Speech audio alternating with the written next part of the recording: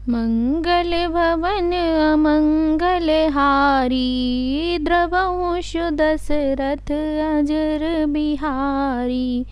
यहाँ प्रात जागे रघुराई, पूछा मत सब सचिव बुलाई।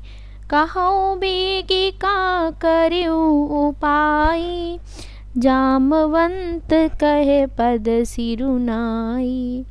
यहाँ सुबेल पर्वत पर प्रातःकाल श्री रघुनाथ जी जागे और उन्होंने सब मंत्रियों को बुलाकर सलाह पूछी कि शीघ्र बताइए अब क्या उपाय करना चाहिए।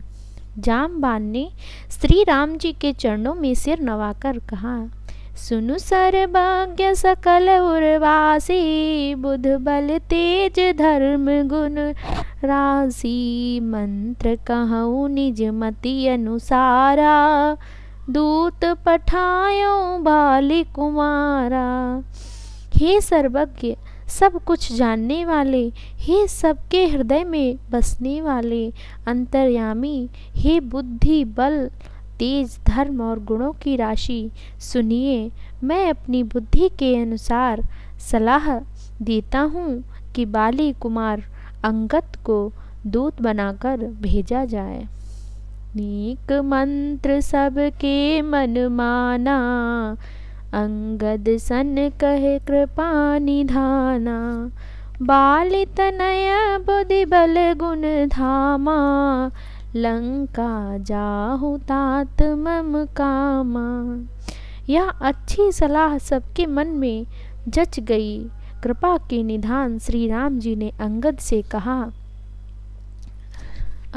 कहा, हे बल बुद्धि और गुणों के धाम बाली पुत्र, हे तात, तुम तेरे काम के लिए लंका जाओ। बहुत बुझाई तुम्हें का कहूँ, परम चतुर मैं जानत हूँ। काजु हमार तासु हित होई, रिपुसन करे हूँ बत कही सोई। तुमको बहुत समझाकर क्या कहूँ, मैं जानता हूँ तुम परम चतुर हो। शत्रु से वही बातचीत करना जिससे हमारा काम हो और उसका कल्याण हो। प्रभु आज्ञा धरि शीस चरण बंदी, अंगद उठ्यो सोई गुण सागर ईस। राम कृपा जा पर करहूँ। प्रभु की आज्ञा सिर चढ़ाकर और उनके चरणों की वंदना करके अंगद जी उठे और बोले, हे भगवान श्री राम जी, आप जिस पर कृपा करें वही गुणों का समुद्र हो जाता है। स्वयं सिद्ध सब काज नाथ मोहि आदरु दियौ। अस विचार जुवराज, तन पुलकित हर्षित हियौ। स्वामी के सब कार्य अपने आप सिद्ध हैं, यह तो प्रभु ने मुझको आदर दिया है जो मुझे अपने कार्य पर भेज रहे हैं। ऐसा विचार कर युवराज अंगद का हृदय हर्षित और शरीर पुलकित हो गया। बंदी चरण और धरि प्रभुताई, अंगद चलेउ सबहि सिरुनाई। प्रभु प्रताप और सहज असंका, रणबांकुरा बाली सुत बंका। चरणों की वंदना करके और भगवान की प्रभुता हृदय में धारण अंगद सबको सिर नवाकर चले।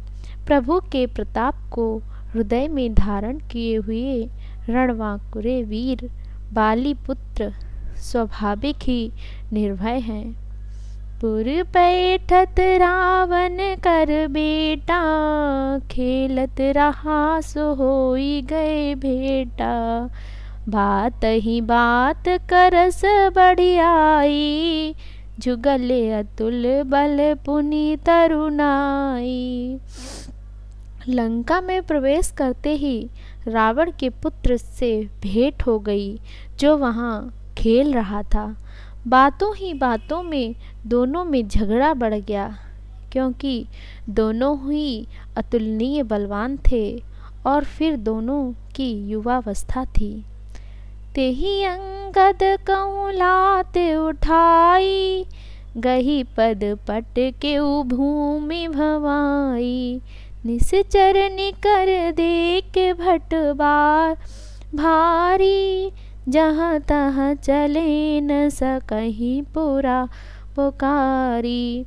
उसने अंगद पर लात उठाई। अंगद ने वहीं पैर पकड़कर उसे घुमाकर जमीन पर दे पटका, मार गिराया। राक्षसों के समूह भारी योद्धा देखकर जहाँ तहाँ भाग चले। वे डर के मारे पुकार भी न मचा सके। एक एक सन मरम न कहाई, समुझिता सुबद चुप करि रहाई। भयउ कोलाहल नगर मझारी, आवा कपिलंका जेहि जारी। एक दूसरे को मर्म असली बात नहीं बतलाते। उस रावण के पुत्र का वध समझकर सब चुप मारकर रह जाते हैं। रावण पुत्र की मृत्यु जानकर और राक्षसों को भय के मारे भागते देखकर नगर भर में कोलाहल मच गया कि जिसने लंका जलाई थी वही वानर फिर आ गया है। अब धो कहा करही कर तारा, अति सभीत सब करही बिचारा। बिनु पूछे मगु देख देहि दिखाई, जेहि बिलोक सोई जाई सुखाई। सब अत्यंत भयभीत होकर विचार करने लगे कि विधाता अब न जाने क्या करेगा। वे बिना पूछे ही अंगद को रावण के दरबार की राह बता देते हैं। जिसे ही वे देखते हैं वही डर के मारे सूख जाता है। गयौ सभा दरबार तब सुमिर राम पद कंज, सिंह ठवनीत उत चितव धीर बीर बल पुंज। श्री राम जी के चरण कमलों का स्मरण करके अंगद रावण की सभा के द्वार पर गए और वे धीर वीर और बल की राशि अंगद सिंह की सी एड़ शान से इधर उधर देखने लगे। तुरत निशाचर एक पठावा, समाचार राव नहीं जनावा। सुनत बिहस बोला दस सीसा, आनहु बोली कहाँ कर कीसा। तुरंत ही उन्होंने एक राक्षस को भेजा और रावण को अपने आने का समाचार सूचित किया। सुनते ही रावण हंसकर बोला, बुला लाओ, देखें कहाँ का बंदर है। आयशु पाई दूत बहुधाई, कपि कुंज रही बोली लय आए। अंगद दीख दसानन वैसे, सहित प्राण कंजल गिरि जैसे। आज्ञा पाकर बहुत से दूत दौड़े और बानरों से हाथी के समान अंगद को बुला लाए। अंगद ने रावण को ऐसे बैठे हुए देखा जैसे कोई प्राण युक्त सजीव काजल का पहाड़ हो।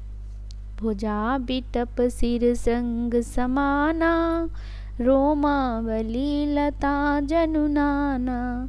मुख नासिका नयन अरुकाना, गिरि कंदर आँखो हनुमाना। भुजाएं वृक्षों के और सिर पर्वतों के शिखरों के समान हैं। रोमावली मानो बहुत सी लताएं हैं। मुंह, नाक, नेत्र और कान पर्वत की कंदराओं और खोहों के बराबर हैं। गयौ सभा मनने कुनमा, मोरा बाली तनय अति बलवांकुरा। उठी सभासद कपि कहूँ देखी, रावण उर्भा क्रोध विशेषी। अत्यंत बलवान बांके वीर बाली पुत्र अंगद सभा में गए। वे मन में जरा भी नहीं झिझके। अंगद को देखते ही सब सभासद उठ खड़े हुए। यह देखकर रावण के हृदय में बड़ा क्रोध हुआ।